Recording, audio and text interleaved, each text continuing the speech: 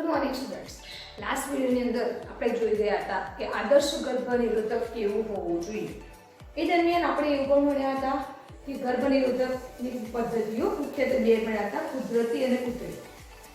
કુદરતી પદ્ધતિઓની અંદર આપણે ભણ્યા હતા જાતીય સંયમ, બાહ્ય સંવહન અથવા બાહ્ય સ્ખલન, અને ત્રીજું ભણ્યા હતા દૂધ સ્ત્રવણ મનોરિયા. બરાબર, એ મનોરિયા. આ પદ્ધતિઓ આપણે કુદરતી પદ્ધતિઓ તરીકે ભણ્યા હતા, અને કૃત્રિમ પદ્ધતિઓ તરીકે આપણે અવરોધન પદ્ધતિઓ ભણ્યા હતા, જેની અંદર કેટલીક ભૌતિક હતી અને કેટલીક રાસાયણિક પદ્ધતિઓ હતી. ભૌતિક પદ્ધતિઓમાં એક હતું નિરોધ. નિરોધનો ઉપયોગ આપણે પછી વાત કરીએ કે બીજી ભૌતિક જે પદ્ધતિ હતી એ પદ્ધતિ ની અંદર આપણે ગ્રીવાને ઢાંકવા માટે જે ઢાંકણ તરીકે ઉપયોગ કરતા હતા એની વાત કરીએ. બરાબર ને? તો એ વસ્તુ જે હતી એને આંતરપટલ તરીકે આપણે ઓળખીએ છીએ. અને લાસ્ટમાં આપણે ભણ્યા હતા રાસાયણિક પદ્ધતિ. રાસાયણિક પદ્ધતિની અંદર જે શુક્રનાશક ફોર્મ હતી આપણે એની વાત કરીએ. બરાબર છે? તો આ થઈ ગયા ગર્ભાશયના ઉપાયો, મતલબ કે ગર્ભસ્તરણ કઈ રીતે રોકવું એની વાત હતી. તો આજે આપણે ભણવાના છીએ આંતરગર્ભાશય. બરાબર છે? આંતરગર્ભાશયના ઉપાયો, એને આપણે IUDS તરીકે ઓળખીએ છીએ. નામ શું છે? આંતરગર્ભાશયના ઉપાયો, જેને આપણે ઇંગ્લિશમાં IUDS તરીકે ઓળખીએ છીએ. S એ બહુવચન માટે છે. આને આપણે જો ઇંગ્લિશમાં IUDS ને કહીએ તો ઇન્ટ્રાયુટેરાઇન ડિવાઇસીસ. ઇન્ટ્રાયુટેરાઇન ડિવાઇસીસ. ઇન્ટ્રા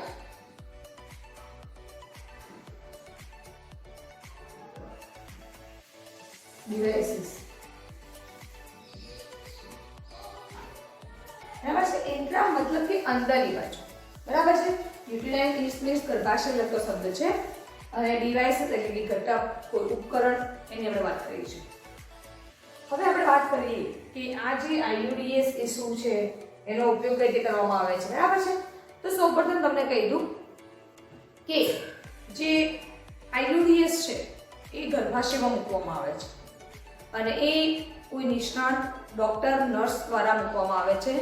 એની વગર તમે IUDS નો ઉપયોગ જાતે કરી શકતા નથી. આપણે લાસ્ટ વિડિયોની અંદર ભણ્યા હતા કે ભૌતિક અને રાસાયણિક જે મુદ્દાઓ ભણ્યા હતા આપણે, એના અંદર આપણે ભણ્યા હતા કે ભાઈ એ નિરોધ છે એ સ્ત્રી અથવા પુરુષ બંને જાતે પહેરી શકે છે. આંતરપટલ જે છે એ પણ જાતે પહેરી શકાય છે. બરાબર ને? એના પછી વાત કરી હતી કે આપણે જે શુક્રનાશક ફોર્મ છે એ પણ જાતે ઉપયોગમાં લઈ શકાય છે. પણ અહીંયા વાત જે છે IUDS ની એ જાતે ઉપયોગમાં લઈ શકાતું નથી. નિષ્ણાત દ્વારા જ એનો ઉપયોગ મતલબ કે એને મૂકવામાં આવે છે ગર્ભાશયની અંદર. સૌપ્રથમ વાત કરીએ કે આ જે IUDS છે મુખ્યત્વે 3 પ્રકારના છે, એની ચર્ચા કરીએ. IUDS જે છે એ મુખ્યત્વે 3 પ્રકારના છે. આપણે અહીંયા શોર્ટમાં લખીશું કારણ કે સાઈડમાં આપણે બીજું વર્ક કરીશું. ઓકે, IUDS મુખ્યત્વે 3 પ્રકારના છે. પહેલું છે બિનઔષધીય. બિનઔષધીય IUDS. બિનઔષધીય IUDS જેનું એક્ઝામ્પલ છે લિપ્સ લૂપ. Lips loop. અને આના વિશે ડિટેલમાં આપણે પછી પાછળથી ભણીએ. એના પછી વાત કરીએ બીજા નંબરનું IUDS, જે કહેશું કોપર મુક્ત કરતા IUDS. કોપર મુક્ત કરતા IUDS. એના એક્ઝામ્પલમાં હશે કોપર ટી, કોપર 7. એટલે કે કોપરના જ બનેલા કોપર ટી અને કોપર 7. અને બીજું છે મલ્ટીલોડ 375. ઓકે, આ 3 એક્ઝામ્પલ છે કોપર મુક્ત કરતા IUDS ના. અને થર્ડ છે અંતઃસ્રાવ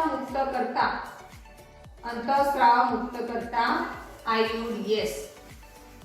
ઓકે, એના એક્ઝામ્પલમાં આવશે આ જે આયોડીએસ છે એ અંતઃસ્ત્રાવ મુક્ત કરશે. તો પહેલો આવશે પ્રોજેસ્ટેરોન, જેને આપણે પ્રોજેસ્ટાટ કહીશું. સ્ટાર્ટસ, બરાબર છે, પ્રોજેસ્ટાટ્સ તરીકે આપણે એને ઓળખીશું. અને બીજું છે LNG20. ઓકે, તો આ જે છે આ છે 3 પ્રકારના આઈયુડીએસ જે ગર્ભાશયની અંદર મૂકવામાં આવે છે. હવે આપણે સ્ટેપ બાય સ્ટેપ વાત કરીશું. તો પહેલું છે બિન ઔષધીય આઈયુડીએસ. એના એક્ઝામ્પલમાં લિપ્સ લૂપ છે. લૂપનો મતલબ આંગળી થાય છે, અને અહીંયા આંગળી એસ આકારની હોય છે.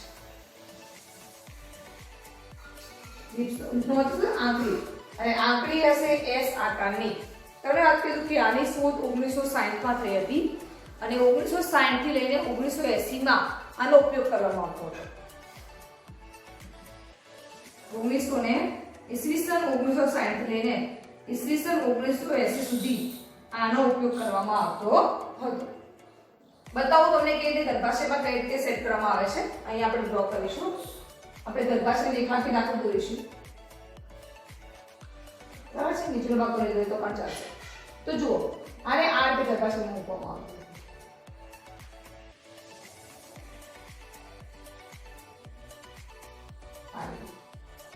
આ તો જે તાર હશે. તમને કીધું કે આ જે આંકડીઓ જે છે એક મજબૂત પ્રકારના એક સારા પ્લાસ્ટિકમાંથી બનાવવામાં આવે છે. એટલે કે કોઈ પણ જે આઈયુડીએસ છે એ સારા પ્લાસ્ટિકમાંથી બનાવવામાં આવે છે, અને એ સ્થિતિસ્થાપક હોય છે. બરાબર છે. તો આ રીતે એમને ગર્ભાશયમાં મૂકવામાં આવે છે. હવે કેવું થશે કે પંપ દ્વારા એક પંપ લઈને એને આંખને સીધી કરીને પછી ગર્ભાશયમાં મૂકવામાં આવશે. એના છેડા પર આ જે દોરી હશે, આ દોરી એ નાયલોનની હોય છે. આ દોરી શેની બનેલી હોય છે? નાયલોનની બનેલી હોય છે. જ્યારે સ્ત્રી પુરુષ અથવા જે સ્ત્રીના અંદર આ આઈયુડીએસ મૂકેલું હોય અને એ પોતે ફરી ગર્ભધારણ કરવા ઈચ્છતી હોય અથવા એને બાળક જોઈતું હોય, ત્યારે ડોક્ટર પાસે જઈ અને આ નીકાળી લેવાનું હોય છે. યાદ રાખજો, નીકાળવા માટે ડોક્ટર અને મૂકવા માટે પણ ડોક્ટર પાસે જ જવાનું હોય છે. આ આઈયુડીએસનો ઉપયોગ તમે જાતે કરીને મૂકી શકતા નથી. હવે કેવું હોય કે જે આ જે આઈયુડીએસ છે એ 1980 પછી વાપરવામાં આવતા નથી. તો કેમ? તો જુઓ તમે કે આ જે એસ આકાર છે એના બંને છેડા અણીવાળા હોય છે. બરાબર છે. અને આપણને ખબર છે કે ગર્ભાશયનું સૌથી અંદરનું પડ જે છે એને એન્ડોમેટ્રિયમ તરીકે આપણે ઓળખીએ છીએ. અને એ એન્ડોમેટ્રિયમ જે છે એ અણીને કારણે એમાં ઈજા પહોંચે છે. બરાબર છે. કારણ કે અણી હશે તો એન્ડોમેટ્રિયમને વહેલા મોડા નુકસાન પહોંચાડશે, એવા ઘણા બધા પ્રોબ્લેમ થશે. પછી કેવું થાય છે કે એન્ડોમેટ્રિયમ જે ઋતુસ્રાવની ક્રિયા પતી જાય છે ત્યારે તેનું ફરી જાડું થવાનું હોય છે. બરાબર. એન્ડોમેટ્રિયમ,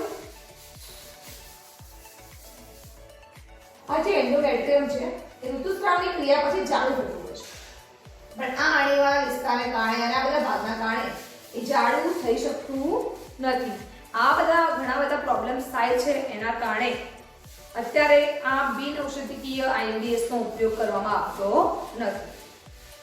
એના પછી આપણે વાત કરી કોપર મુક્ત કરતા આઈયુડીએસ, જેની અંદર મેં 3 એક્ઝામ્પલ લખ્યા છે. કોપર ટી, કોપર 7 અને મલ્ટી લોડ 375. હવે આમનું કાર્ય શું છે?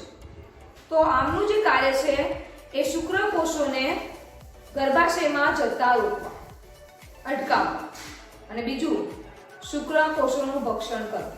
બરાબર છે. ઓકે, તો ફરી એકવાર પહેલી એમના કાર્ય આપણે લખી દઈએ. પહેલું કાર્ય જે છે એ શુક્રકોષની ગતિશીલતા. પહેલું તો ગતિશીલતા, શુક્રકોષની ગતિશીલતા, એની ગતિને ધીમી કરવી, અને ફલન ક્ષમતા અવરોધે, અને બીજું તેનું ભક્ષણ પણ કરી લેતા હોય છે. બરાબર છે. તો આમનું મુખ્ય કાર્ય શું છે? કોપર પ્રકારના આઈયુડીએસનું. તો શુક્રકોષની જે ગતિશીલતા, જે ગતિથી એ અંદર જઈ રહ્યા છે એ ગતિશીલતા અને ફલન ક્ષમતાને અવરોધવાનું હોય છે. અને બીજું કાર્ય છે શુક્રકોષનું ભક્ષણ કરવાનું. ઓકે, આપણે એને આકૃતિ જોઈએ. પહેલું છે કોપર ટી. તો આ જે ગર્ભાશય જ્યાં કોઈ ઉત્તર તારીખ કરી જોઈએ, એનું નામ એના આકાર પરથી પડ્યું છે. તમે જોઈ શકશો આલ્ફાબેટ ઇંગ્લિશના આ રીતે.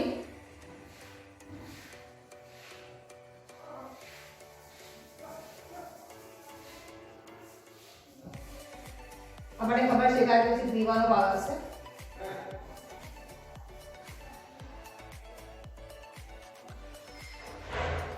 આ રીતે ટી આકારનું હોય છે. આ જે પાછળનું દોર્યું છે એ નાયલોનના તાર છે. એ તારની મદદથી ડોક્ટર્સ એ ટીને પાછી ખેંચવાના ઉપયોગમાં લેવામાં આવે છે. હવે આ જે કોપર ટી છે એને અહીંયા કોપરના બનેલા તાર આવેલો હોય છે, બરાબર છે. તો એ કોપર મુક્ત કરે છે અને જે કોપર જે છે શુક્રકોષને શુક્રકોષને ગર્ભાશય એટલે કે ફલન માટે અયોગ્ય બનાવે છે, ફલન કરી શકતા નથી અને શુક્રકોષને અવરોધવાનું કાર્ય કરે છે, જેની આપણે હાલ ચર્ચા કરી હતી. કોપરનું મુખ્ય કાર્ય શું? તો શુક્રકોષની ગતિને રોકવાનું, એની ફલન ક્ષમતાને અવરોધવાનું અને ઘણીવાર એને મારી પણ નાખતા હોય છે. તો તમે જોઈ શકશો કે આ છે નાયલોનની દોરી હશે કે જે મેં અહીંયા કીધું ટી આકાર જે છે એ સારા પ્લાસ્ટિકમાંથી બનેલો હોય છે અને મેં તમને હમણાં પહેલા બી કીધું હતું કે એ પ્લાસ્ટિક સ્થિતિસ્થાપક હોય છે, બરાબર છે. હવે વાત કરીએ કે આ કોપર તારમાંથી કોપર મુક્ત થશે, અહીંયાથી Cu મુક્ત થાય. ઓકે, હવે વાત કરીએ કોપર 7 ની. તો એ સેમ આકૃતિ છે, બરાબર. લગભગ બધા આઈડીએસ સમાન આકારના દેખાતા હોય છે, ખાલી ના આકારમાં થોડો ડિફરન્ટ હોય છે. તો આપણે સમજી શકીએ કે એનો આકાર 7 આકારનો છે. તો આને કહીશું કોપર 7.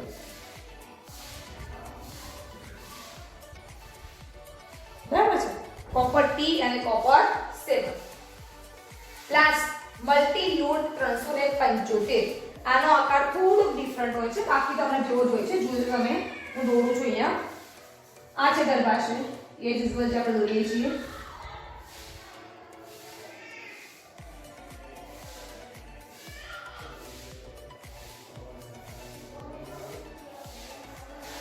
એનો આકાર થોડો ઘણા અંશે ટી આકારનો હોય છે. જુઓ તમે અહીંયા થોડો ઘણો આ જે ભાગ છે તો આપણને ખબર છે કોપર યુક્ત હશે.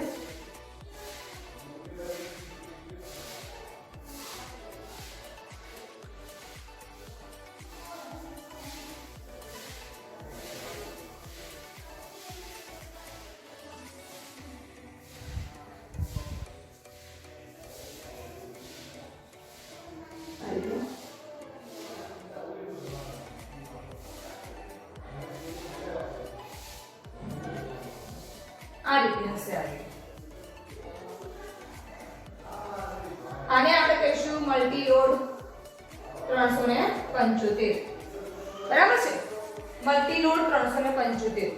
તો આ જે વાત થઈ એ આપણે વાત કરી કમ્પ્લીટલી કોપર મુક્ત કરતા આઈયુડીએસ ની. અને હવે લાસ્ટ વાત કરશું અંતઃસ્રાવ મુક્ત કરતા આઈયુડીએસ. તો અંતઃસ્રાવ મુક્ત કરતા આઈયુડીએસ ને આપણે અહીંયા દોરી છે. હવે જુઓ એનો આકાર same to same copper T જેવો હશે.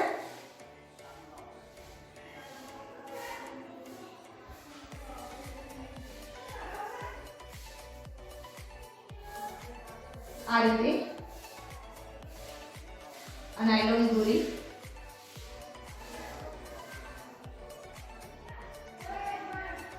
બરાબર છે. અને અહીંયા કરેલો છે અંતઃસ્રાવ.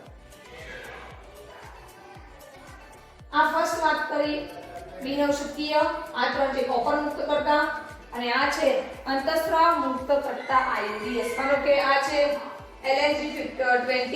તો અહીંયા કરેલો હશે LNG20 અંતઃસ્રાવ. એક્ચ્યુઅલી તમને કહી દઉં કે LNG નું પૂરા નામની આપણે જરૂર નથી, તો આપણે ચર્ચા કરતા નથી. હવે વાત કરીએ કે આ LNG20 જે રહ્યું એ કેટલા પ્રમાણમાં હશે.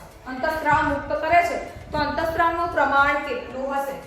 તો દિવસનું 20 માઇક્રોગ્રામ પ્રતિ ડે. સ્ત્રાવ થશે. દિવસનું 20 માઇક્રોગ્રામ 20 માઇક્રોગ્રામ અંતઃસ્ત્રાવ દિવસ દરમિયાન એમાંથી સ્ત્રાવ પામતો હોય છે. આ અંતઃસ્ત્રાવ શું કરશે?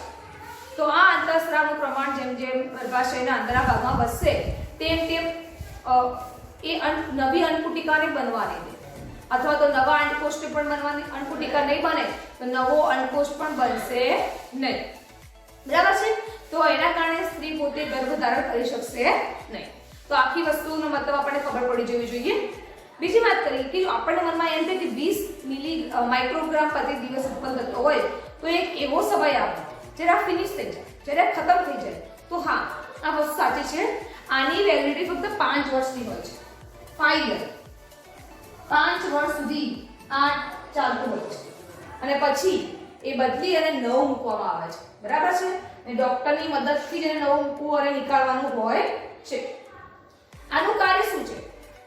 તો આનું કાર્ય છે ગર્ભાશયને ફલન માટે અયોગ્ય બનાવવું. એનું મેઇન કાર્ય શું છે? ગર્ભાશયને ફલન માટે અયોગ્ય બનાવવું. ઓકે, તો બંને અંતઃસ્ત્રાવ જે છે, અંતઃસ્ત્રાવ મુક્ત કરતા આઈયુએસ, એમનું મુખ્ય કાર્ય શું છે?